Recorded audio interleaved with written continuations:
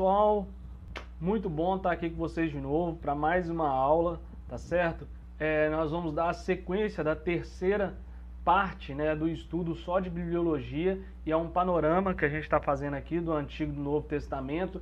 Então nós vamos agora dar essa sequência aqui no Novo Testamento. A gente falou dos evangelhos na última. Desde já eu peço a você que responda nos comentários se você gostou dessa nova edição que a gente fez, de uma nova maneira de gravar para vocês, de trazer esse conteúdo de uma forma mais clara, mais visível. A gente está aprendendo aqui no canal, né? Na verdade, eu que estou fazendo praticamente tudo, mas a gente está aprendendo, então, a trabalhar com essa ferramenta. Então eu peço que vocês possam responder nos comentários e dizer se está ficando bom, se está melhorando, o que vocês estão achando, para que a gente possa fazer ainda cada vez melhor, tá bom? Então nós vamos passar, a gente ia falar de Atos, mas eu preferi falar de Atos separadamente. Então nós vamos falar das cartas. Por quê? Porque as 13 cartas, elas estão dentro do momento em que acontece Atos. Então depois eu vou fazer um vídeo só sobre Atos, e eu vou fazer a citação dessa aula de hoje quando for no estudo de Atos, tá bom? Que aí vocês podem voltar e aí entender melhor o que está acontecendo, do que eu estou falando, tá bom? Então vamos seguir. Eu tenho esse cronograma aqui, vou estar aumentando aqui, puxando um pouquinho mais para a tela para vocês. A gente falou dos 4 evangelhos, aí nós estamos pulando Atos para falar das 13 cartas, mas o que eu falei no último vídeo é o seguinte, que as cartas e os livros da Bíblia, elas sempre têm um assunto, principalmente no Novo Testamento, que as cartas no Novo Testamento, elas têm características, elas têm assuntos pré-definidos dentro dela, então a palavra já está revelada, como diz em 1 Timóteo 3,16, que a palavra está revelada ali. Então ela é divinamente inspirada, mas ela já está revelada falando de alguns casos, como por exemplo, vou aumentar aqui para vocês verem melhor aí, ó. Romanos, por exemplo, já fala, né, de Romanos você vai encontrar sempre os assuntos de justiça, justificação, pecado, santidade. Aí nós vamos subir um pouquinho aqui para vocês verem que em 1 Coríntios nós vamos falar, vai estar escrito lá, e você vai achar esses assuntos, divisão na igreja, problemas morais, matrimônio, liberdade cristã, liturgia, né, de culto. Em 2 Coríntios volta nessa mesma tecla, né, de integridade, perdão, nova aliança, capacitados pelo Espírito, transformados à imagem de Deus, vaso de barro. Então tem várias coisas dentro do próprio livro. Lembrando que essa aula é uma aula panorâmica, por isso tão rápida na hora de falar aqui. Depois a gente vai sentar, teoricamente dizendo, né, em cada livro, e a gente vai discutir cada livro, cada ação, cada personagem, o que aconteceu, essas coisas, tá bom? Futuramente. Em Gálatas, nós temos aí a defesa da autoridade, né, a autoridade de Paulo. Ele já começa o capítulo 1 defendendo o apostolado dele. Aí defesa da doutrina, que aí ele vai falar muito dessa questão de costumes, né, e também vai falar no capítulo 3, ali ele vai citar um pouco mais sobre a lei e a graça, que é uma aula que a gente pode fazer aqui no canal, tá certo? Liberdade em Cristo, viver pelo Espírito, é um livro, uma carta, né, para quem vai querer me corrigir aí, é uma carta excepcional. Eu sempre falo livro porque eu vejo eles todos como um livro, embora nós entendemos teologicamente que são cartas e tal, mas estou colocando como historiador aqui, entendeu? Estou vendo como historiador. O livro, a carta de Gálatas, ele traz essas peculiaridades do momento em que Paulo vive de defesa. É uma das primeiras cartas a ser escrita no Novo Testamento, né? Então ela traz essa dificuldade dele de aceitação dele na vida cristã, justamente pelo fato dele ter mudado do farisaísmo para ser cristão agora. Então quando ele dá essas primeiras instruções, ele fala em defesa do próprio Evangelho e das coisas que o Evangelho está mudando, já tinha mudado, né, por Jesus, mas que ali ele estava passando essas primeiras instruções nessa carta. Então, excepcional essa carta de Gálatas. E de contrapartida, já vem Efésios batendo em outras coisas que eu acho incrível, que é assim, você quer saber o poder que você tem em Deus, lê Efésios, porque Efésios é o poder do crente, e ele vai falar de propósitos divinos, recitados pela graça. Você acaba de ler Efésios, você começa a navegar, porque é algo assim surreal, a não ser que você não tenha assim, tá sentindo nada do Espírito Santo, você está muito frio, está congelado, para você não conseguir sentir o que a carta de Efésios ela traz para a gente, tá certo? Como cristão.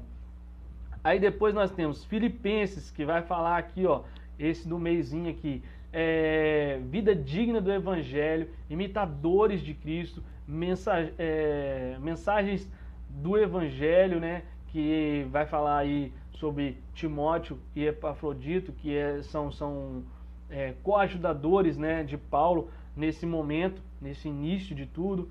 Então, Filipenses é um livro que fala muito de alegria, é o livro que mais tem a palavra alegria na Bíblia toda.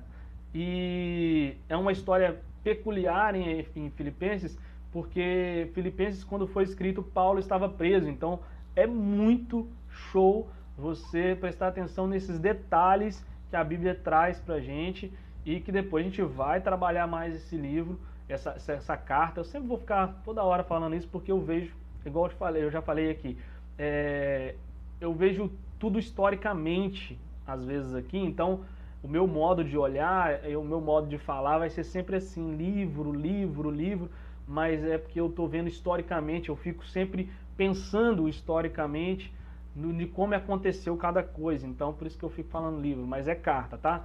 Não me corrijam aí. Então Filipenses é um livro especial por isso, porque Paulo está preso e ao mesmo tempo ele só fala de alegria na carta. E Colossenses, vamos puxar aqui para cima aqui, ó, mostra a supremacia de Cristo. O ministério de Paulo, de novo, vai falar um pouquinho mais disso. É um livro assim que fala muito sobre conversão. Vocês que querem entender melhor, você que converteu agora, lê esse livro, é um livro excepcional, é uma carta excepcional. Eu sempre vou ficar caindo nessa onda de carta e livro. Eu vou tentar corrigir para os teólogos que estão me vendo, então esquece isso, eu vou falar aqui. Beleza, não vai ter jeito, é meu jeito. Advertência a heresias, os ritos e a alimentação, então a falsa prática da alimentação, aquele quesito do embate que Paulo tem com Pedro em Atos sobre a alimentação.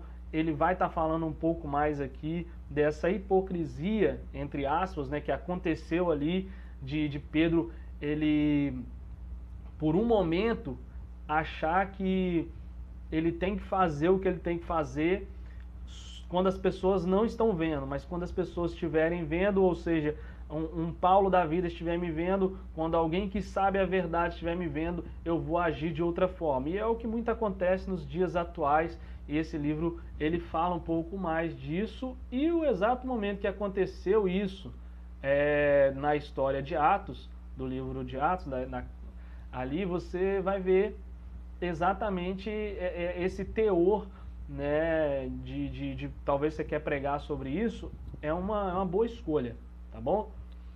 Primeiro Tessalonicenses, então, vamos puxar aqui devagarzinho, ação de graças pela fé. Como é essa ação de graças? Ação de graça pela fidelidade, né, de você estar em Deus. A integridade de Paulo, ele vai bater de novo em defesa do apostolado dele, essas coisas todas. Tá? Ele vai mostrar como uma oração é feita, tem esses princípios aqui, viver para agradar a Deus, como é fazer isso. Então nós temos 2 Tessalonicenses aqui. Vamos lá. Não garra não. E daqui 10 minutos volta, né? Vamos ver aqui. Aí veio. Isso. Então, 2 Tessalonicenses vai falar sobre... Meu Jesus, me ajuda. Ação de graças pela presença. Vai falar sobre a perseguição, né, deles. Vai falar ainda de intercessão, que as pessoas querem conhecer, né, como é que funciona isso. Então, a parte histórica vai ajudar muito isso. Eu sou um cara muito amante da história bíblica, então quando eu falo aqui é como se eu fosse uma mosquinha vivendo aquele momento. Então, por isso que eu às vezes saio um pouco dessa questão acadêmica, tá, gente? Porque eu vou mesmo como se eu estivesse vivendo aquilo. O papel do homem no pecado, né? Sobre o pecado, a exortação à presença, a oração pela capacidade de Deus, então, de Deus fazer as coisas.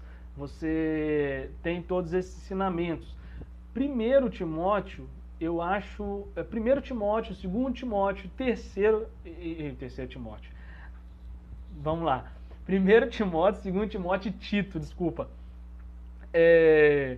Nós temos aí 3 cartas, que são 3 cartas que vão falar muito para liderança. Então você aí que é liderança, você que é pastor, presbítero, diácono, ministro de louvor, isso também é liderança, tá? Vamos lá. Isso também é liderança. Então, vocês que querem saber mais sobre liderança, como lidar as coisas, tem um baita conteúdo nessas 3 cartas, que é 1 Timóteo, 2 Timóteo e Tito, não é 3 Timóteo, como eu falei, e Tito, tá bom? A gente tem esses grandes ensinos nessas 3 cartas. Filemon, eu não vou nem entrar ali nos pormenores das 3 cartas, porque no modo geral é isso, tá? E Filemon é uma história incrível de uma pessoa que ela é escrava, né? E Paulo vai falar um pouco mais de como é isso, mas a Bíblia ela tem alguns pormenores que as pessoas não se ligam e elas ficam grudadas só à história que está sendo contada. Por isso que eu gosto tanto de conhecer a história, a parte que eu digo sempre geográfica e de conteúdo de costume, para vocês entenderem melhor o porquê da carta ser escrita e o significado dela. Então, Filemon, além de falar sobre alguém que é uma pessoa que ela está cativa a um senhor, a um senhorio, ela é uma escrava, ela traz a alusão a uma coisa que aconteceu no Antigo Testamento da escravidão, porque lá atrás, num texto que eu não coloquei aqui, mas depois, se for o caso, eu coloco na edição, você pode estar olhando que lá atrás tinha uma história o seguinte, na Bíblia, de que você, e no judaísmo, na verdade, né, tá contando a história do judaísmo, você se fosse um escravo e você ganhasse a liberdade, né, e se você quisesse ficar servindo aquele senhor, mesmo depois de ganhar a liberdade, se acontecesse isso, você tinha a opção de querer ficar com aquele senhor. Só que a partir do momento em que você acreditasse que você queria ficar ali e ficasse, uma coisa precisaria ser feita, que era você furar a sua orelha, colocar um brinco, né? Mostrando um sinal de que você estava servindo aquele senhor, não mais por que você era escravo, mas mostrava que você era um escravo livre, mas de bom grado deseja servir a seu senhor pro resto da vida. Essa alusão nessa carta, quando você lê ela totalmente diferente, você vê ela totalmente diferente quando você tem esse significado, sabendo desse significado sobre a carta, porque aí você entende melhor as ações de Paulo, por que ele faz o que ele faz e como ele fala com o escravo, que é dito, que eu esqueci o nome dele agora, na carta. Porque aí você consegue entender que ele pede para que o escravo ele volte a aquele senhor, porque ele se tornou cristão, e agora ele tem que voltar ao Senhor e falar com ele: ó, eu me tornei cristão e tudo, mas eu quero continuar servindo ao Senhor e tal. Então é algo assim de uma história excepcional, uma carta que traz toda esse norte da nossa vida, tá bom? Eu vou ficando por aqui, porque o vídeo é para ficar curto mesmo, e depois a gente vai falar das cartas gerais e do Apocalipse de maneira panorâmica, tá? Depois nós vamos fazer cada livro separadamente, específico, e tratando de cada personagem, cada assunto dentro do livro. Aí nós vamos fazer vários outros videozinhos que aí nós vamos falar sobre cada carta. Se você não inscreveu no canal, se inscreve no canal, curte, compartilhe com seus amigos, fala que nós temos agora um canal que é totalmente voltado para você. Se você ainda não viu aí os nossos cultos ao vivo que aconteceram aí na quarentena, você pega, assiste, tá certo? Se você quer ouvir eu tocando mal, né, e aí cantando um pouquinho também, produzindo alguma coisinha nesse sentido, porque eu gosto de cantar, gosto de tocar um pouquinho, você também tem esses conteúdos aqui no canal, tá certo? Então, um grande abraço, fica na paz de Cristo e que Deus abençoe a vocês e que vocês possam continuar compartilhando todo esse ensinamento que Deus tem me dado e eu queria passar para vocês, tá bom? Então, fique com Deus e até a próxima.